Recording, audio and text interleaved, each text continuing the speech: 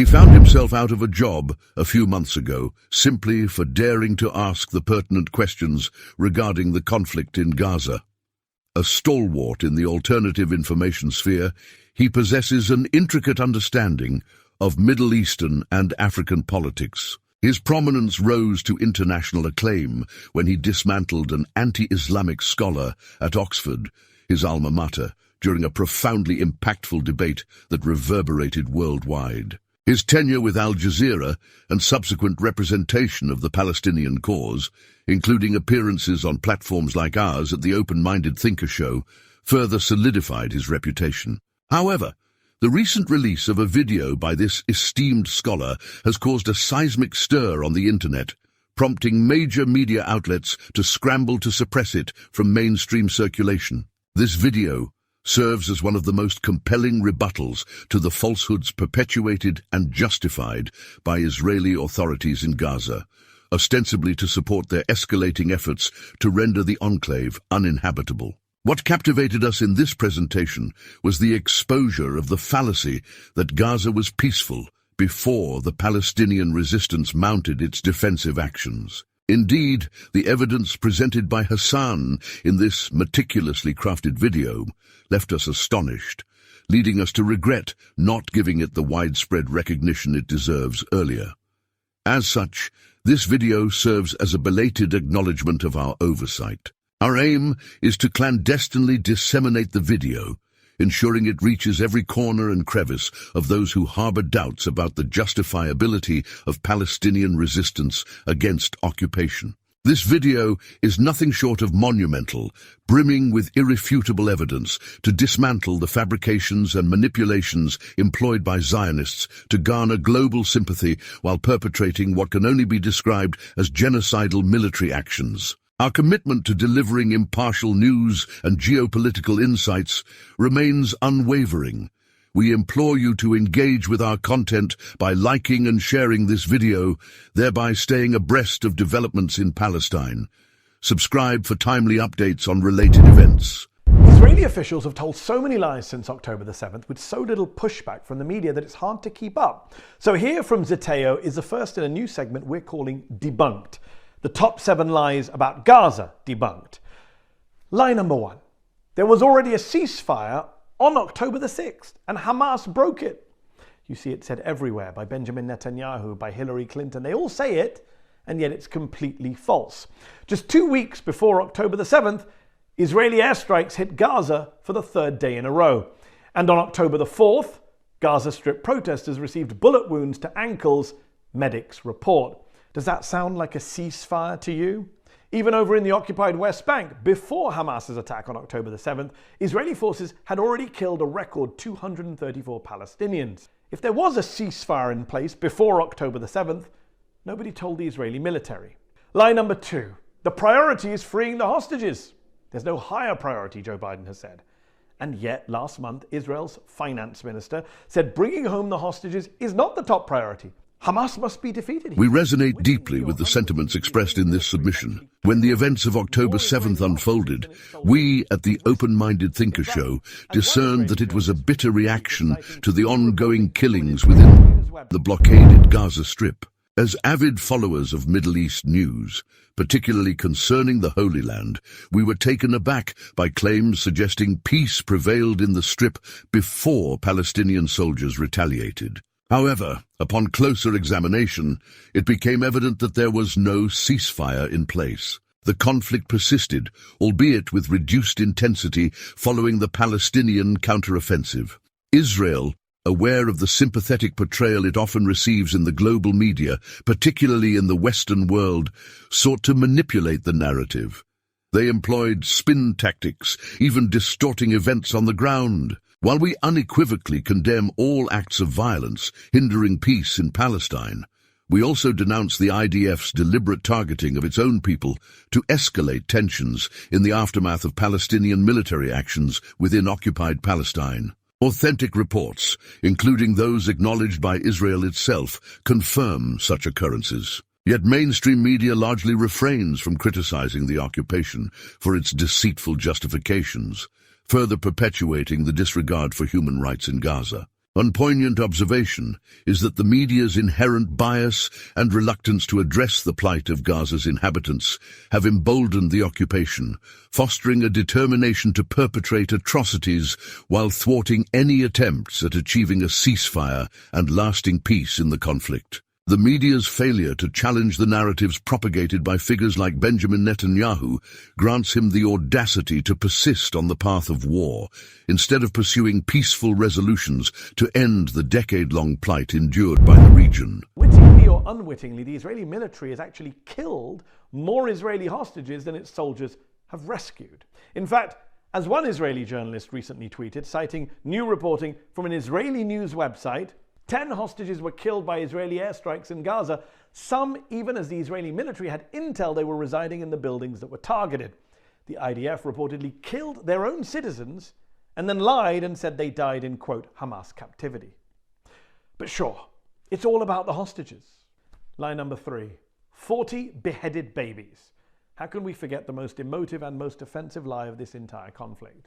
A lie that went viral and was repeated by the President of the United States, who falsely said he saw pictures of beheaded babies, even though there weren't any. Nor were their babies burned in ovens, as Israeli newspaper Haaretz proved in their investigation. They were all lies. In fact, according to data released by Israel's Social Security Agency, tragically there was one baby killed on October the 7th, 10-month-old Mila Cohen, may her memory be a blessing. But in the interests of facts, she was not beheaded. Now, one baby killed is one baby too many, a tragedy, a crime. But 40 beheaded babies is just a cynical, reckless, repulsive lie that was then used to justify the killing of hundreds of Palestinian babies. Lie number 4, there was a Hamas base underneath the Al-Shifa hospital. Remember this video from the Israeli military claiming Hamas's main headquarters were under the hospital? Wow, an underground lair straight out of a Bond movie. To this day, we have yet to see any evidence of such a headquarters under Al-Shifa. Sure, as the AP has reported, the Israelis found a pair of metal cots in a room fashioned from rusty white tile. They appeared to be out of use. Meanwhile, the Washington Post said the underground rooms found by Israel showed no immediate evidence of military use by Hamas, and Israel has provided no hard evidence that Hamas was using the hospital as a command and control center. The Israeli military lied so that they could attack more hospitals under the same false pretext. Lie number 5, you can't trust the Hamas health ministry. Remember what Israeli spokesman Mark Regev said to me on Peacock back in November? The Gaza Health Ministry says Israel has killed more than 11,000 people in Gaza, including a record number of children. Let me finish my question. No, but you can't say that. No, but you said you have to say the Hamas-controlled Ministry of Health in Gaza. I don't have to say what you asked me to say. Why mention Hamas-controlled every time? Because you can't trust the health ministry's numbers, right? Except the Israeli military does. The Israeli military has secretly found the Gaza Health Ministry's casualty figures to be reliable and even uses those numbers for its own intelligence briefings. Oh, and the world's most famous medical journal, The Lancet, found no evidence of inflated mortality reporting from the Gaza Ministry of Health. Lie number 6, there is no hunger in Gaza. That is an exact quote from an Israeli defense official. And it's a lie, obviously. Ask the parents of poor Mahmoud Fatou, the 2-month-old baby who starved to death recently in Gaza. According to the World Food Programme, 4 out of 5 of the hungriest people in the world right now are in Gaza. And lie number 7, the Gazans getting killed today elected Hamas. They voted for them. Put aside for one moment the bin Ladenist logic that says if you vote a way I don't like, I get to kill you. It's just not true that Gazans elected Hamas. It's a lie. Half of the population of Gaza are kids under the age of 18. Most of them weren't even born when the last elections in Gaza took place nearly 2 decades ago. And even in those 2006 legislative elections, Hamas didn't win a majority of the votes cast in Gaza. The issue of Israel's detainee rescue has become increasingly complex since the onset of the crisis. We echo Hasan's assessment that the Israeli operation appears to be operating outside the scope of hostage rescue intentions within the war context. Furthermore, the rapid declaration of war by Netanyahu left us astonished, suggesting a preconceived battle plan even before the Palestinian offensive. It seems evident that while the occupying government maintained stringent control over the Strip's economic, social, and political aspects, it had already formulated plans to wage war on the Palestinian stronghold. Reports have surfaced indicating instances where Israel covertly funded the Palestinian resistance, aiming to sow discord and prevent unity with other parts of Palestine, thereby perpetuating a division that hampers the realization of a Palestinian state. Such allegations gain credence, particularly considering Netanyahu's reluctance to entertain peace initiatives that might jeopardize Israel's complete access to purported natural gas resources in Gaza. Speculation suggests that the crisis is intricately tied to the control of these natural gas reservoirs, abundant in Palestinian shores, and for the occupation to assert full dominance over the area, a war allegedly had to be initiated. While these assertions remain speculative, it is prudent to acknowledge the complexity of the crisis. Without a comprehensive resolution, the risk of a recurrence of events akin to October 7th remains distressingly high. Thanks so much for coming on the show today. Let's start with the tragic situation. Pleasure to have you on. Let's start with the tragic situation of the hostages. Hostage taking, a clear war crime by Hamas, and those hostages, of course, need to be released. Are we any closer to the release of any more hostages? We surely hope so. You know, Hamas, as you've reported, has kidnapped some 240 people. Unfortunately, today we found the body near the Shifa hospital of one of the hostages, a woman from Kibbutz Be'eri. Her name is Yehudit Weiss. She was 65 years old, a mother of 5. And so she's no longer a hostage. She was dead. The information we have is when she was taken into captivity, when she was abducted by Hamas, she was alive. We've now found her body. It was one of the results of the military operation today. Of course, getting the hostages out remains one of the focal points of our military operation. And we believe that by expediting the military pressure on Hamas, we're actually getting closer to the release of hostages. So was it a mistake in hindsight, and that's tragic news to hear about this poor woman, was it a mistake for Prime Minister Netanyahu, your boss, to have reportedly turned down a deal at the start of this conflict that would have seen Hamas free women, the elderly, kids, in exchange for a 5-day ceasefire? Isn't that why so many of the families of the hostages are angry with your government? Sorry, Mahdi, that's just disinformation. There was not a real option for a deal before the ground operation. It was looked at seriously, but Hamas put nothing on the table that could be worked with. And so that's just not correct to say there was an option. We might have an option now for a deal. I can't tell you for sure. We might have an option because the military pressure on Hamas is maybe making Hamas understand that if they want a temporary ceasefire, they need to release hostages. Without that, we're not going to have a temporary ceasefire. We're hitting Hamas hard, and maybe the military pressure will force them to consider how they look at the hostages. Look, we can't expect them to release hostages because they're suddenly going to become humanitarians, right, Mahdi? They're obviously not. They're brutal, vicious terrorists. And they'll only release hostages when they're release hostages when they're forced to do so. So let's talk about that. Let's talk about the military pressure. We are nearly 6 weeks into this bombing campaign and ground invasion. The Gaza Health Ministry says Israel has killed more than 11,000 people in Gaza, including a record number of children. Let me finish my question. No, but you can't say that. No, but you said you have to say the Hamas-controlled Ministry of Health in Gaza. I don't have to say what you asked me to say. More than 4,000 kids, they say. That's true. You don't deny that, Mahdi. You don't deny that it's the Hamas-controlled. I'm not denying. And the health ministry is controlled by Hamas.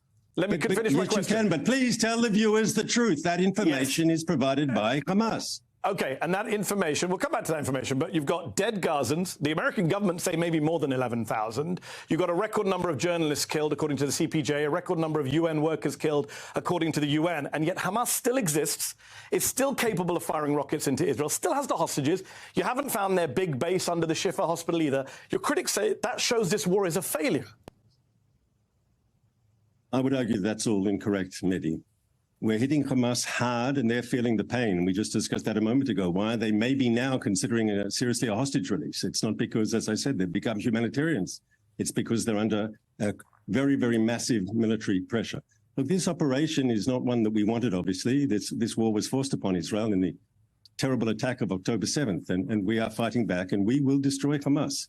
we'll dismantle their military machine, and we'll take apart their political control of Gaza. That's good for Israel for obvious reasons. We don't have to live in fear of terrorists crossing the border and killing our people, butchering our children in the middle of the night. But it's ultimately also good, and I hope you agree with me, it'll be good for the people of Gaza, who deserve better than this terrible, authoritarian, extreme Hamas regime. The people of Gaza are still alive. As I say, more than 11,000 people dead, reported dead, 4,000 children. I just want to pull up on the screen. Hamas's numbers. You say Hamas's numbers. I should point out, just pull up on the screen, in the last two major Gaza conflicts, 2009 and 2014, the Israeli military's death tolls matched Hamas's health ministry death toll. So, and the UN human rights groups all agree that those numbers are credible. But look, your wider point is true. Can I challenge that? Will you allow me to challenge that, please? Can I just challenge that? I'd like to challenge that. I'll try to be as brief as you are, sir. Those numbers are provided by Hamas. There's no independent verification. And secondly, more importantly, you have no idea how many of them are Hamas terrorists, combatants, and how many are civilians. Hamas would have you believe that they're all civilians, that they're all children. And here we have to say something that isn't said enough. Hamas, until now, we're destroying their military machine, and with that, we're eroding their control. But up until now, they've been in control of the Gaza Strip. And as a result, they control all the images coming out of Gaza. Have you seen one picture of a single dead Hamas terrorist in the fighting in Gaza? Not one. Is that by accident, or is that because Hamas can control the information? You asked me a question and you Gaza. said you would be brief. I haven't, you're right, but I have seen lots of children with my own lying eyes being pulled from the rubble. Because they're the pictures Hamas wants you to see. Exactly my point, Mahdi. They're the pictures Hamas wants. But they're also people that your government has killed. You accept that, right? You've killed children, or do you deny that? No, I do not. I do not. First of all, you don't know how those people died, those children. Oh, wow. First of all, we don't want to see a single child killed. Okay, here's my question for you, Mark. You say, I agree with you. I agree with you. We shouldn't blindly believe anything Hamas says.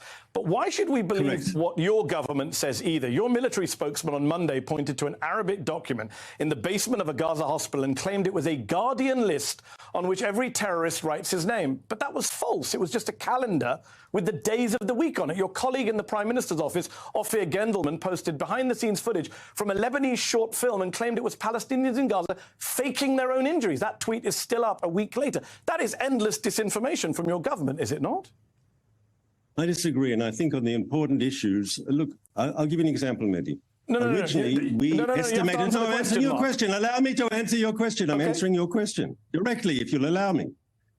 We originally said in the atrocious Hamas attack on our people on October 7th, we had the number at 1,400 casualties.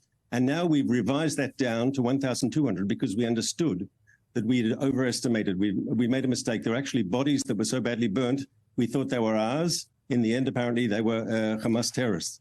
When we make a mistake, we admit it. Short on time. Why does that give you permission? Why does that give you permission to accept Hamas's numbers? I don't understand. I didn't ask about Hamas's numbers. I said to you that your military... No, but you were quoting to me Hamas numbers. That video may have been recorded several months ago, but its impact on the overall mood surrounding the crisis remains both fresh and profound. While Hasan Mahdi's interview led to his cancellation at MSNBC, its relevance persists amidst the dangerous propaganda that has characterized the crisis since October 7. It's evident that the media machinery of the occupation fears genuine, honest journalism. They're accustomed to the type of whitewashed reporting that perpetuates the illusion of safety for the occupation, even as it blatantly violates international law. None of the major media outlets bothered to inquire about the situation in Gaza prior to October 7th. So fixated are they on portraying the occupation as a democracy while demonizing those who resist the usurpation of their ancestral lands. Hasan Mahdi struck precisely where it matters, showcasing his astute analysis of the occupation's propaganda machinery. This is one of the thorniest questions of our time when it comes to the left, Biden, Trump, and Gaza. Look, all right. This is a careful one to navigate because this is not some abstract issue, is it, Michael? There are people who are really hurting. There are people here in America, Arab Americans, Palestinian Americans, who say, we cannot vote for Joe Biden. We've lost not 10, not 20, not 30, 40, 50, 60 members of our family in Gaza. And of course, how could anyone say to that person, you should vote like this? That's just a given. What Biden has done is unprecedented in the sense of what Israel has done is unprecedented and America has backed it. So in that sense, what he's done is unprecedented. again, unfortunately, we live in a two-party system. And we have to understand that if it's not Biden, then it's Trump. If it's not Biden, it's Cornel West or Marianne Williamson. If it's not Biden, it's Donald Trump. And I would like, I've met people who claim, and I believe wrongly claim, that if Donald Trump was president, things wouldn't be as bad right now. That's nonsense. You don't have to normalize or minimize Donald Trump's awfulness in order to criticize Joe Biden. I can say very happily that Joe Biden is complicit in an awful genocide. And in a perfect world, he would be politically punished because we'd have many more choices. But the reality is Donald Trump, as president of the United States, was horrifically pro-Israel. In fact, you could argue, as Rashid Khalid does, that Biden is the most pro-Israeli president of our lifetimes. But guess who the most pro-Israeli president before Joe Biden was? Donald Trump. Right? Donald Trump moved the embassy to Jerusalem. Donald Trump has a settlement. Many people don't know this. In the Golan Heights in occupied Syria, named after him. Right? Donald Trump is the only American president who has an illegal settlement named after him. That's how much the far right in Israel love him. In fact, you'd have to take my word for it. Itamar Ben-Gvir, perhaps the worst member of Netanyahu's government, who this week was celebrating the Flower Massacre in northern Gaza. He has said on the record that if Donald Trump was in office, we would have much more freedom to do what we want to do. Those are not my words. Those are Ben-Gvir's words. So when I say Donald Trump would be worse for the Palestinians than even Joe Biden, I'm not just saying that as a kind of opinion. I'm saying that's what the Israelis believe. Now, and this is what I say to people. Nobody's telling you to vote for Joe Biden. I wouldn't tell people how to vote. What I would say is bear in mind the fact that Netanyahu and Ben-Gvir are waiting for a Trump president. There's no debate. His insights dealt a significant blow to the fabric of lies peddled by the occupation to justify its brutal military campaigns in Gaza. Presently, the narrative is shifting, with voices like Hasan's gaining traction as the world awakens to the atrocities committed in Gaza. It's increasingly acknowledged that an occupying force cannot claim self-defense against the occupied. In truth, it is the resistance that holds the legitimate right to defend itself against the oppression and machinations of the occupation. Thank you for your attention. We urge you to share and like this news update with your loved ones. Don't forget to subscribe for the latest developments from Palestine. Until our next update, peace.